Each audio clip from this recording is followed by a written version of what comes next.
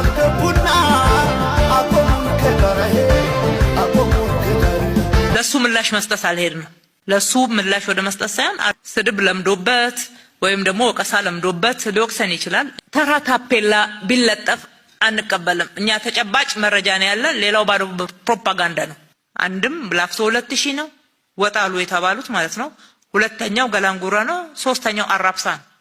የካጣፉ አካባቢ ነው። ፈረንሳይ የካ ፈረንሳይ አካባቢ እነኚህ አካባቢዎች ናቸው ያስገባናቸው።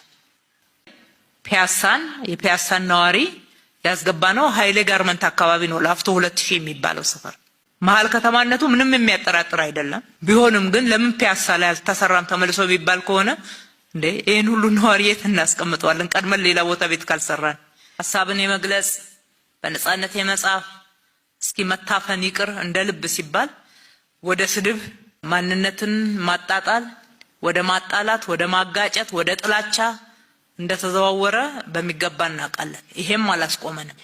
ይሄም ከዓላማችን ፍንክች አላደረገንም። አያምም ማለት አይደለም። ነገር ግን ጽኑ ሆነን በመንገዳችን ላይ በጽናት እየተራመድን የመጣ ነው። ያንንም ለማጣጣልና መንገድ ላይ ለማስቀረት በርካታ ጥረቶች ተደርገዋል።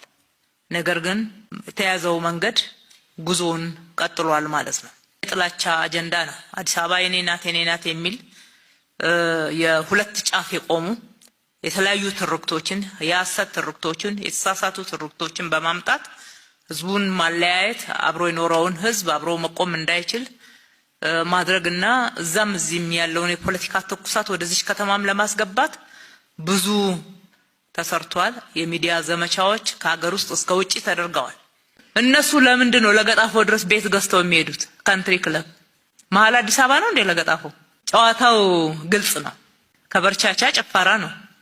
እኛ ስላረግነው ነው ዝቅ የሚለው ቁልፍ ስላስረከብን ጠርተን እኔ ካላወካሁት የሚል ነው። ሁለተኛ ሆድ ማስባስ በቀላሉ ይሄንን ህዝብ ይቻላል እያሉ ህዝቡ ነቅቶ የደረሰበት ደረጃ ላይ ያልደረሱ ደስ የሚለኝ ነገር ነዋሪዎች አያወዳድሩትም። የሰራነው ለነሱ እነሱ ከገባቸው ይበቃናል። የትኛው ነዋሪ ነው ቤቱ ተገንብቶለት ቤቱ ተመልሶ ያልገባው? ማን የገባበት? ከየት መጥቶ?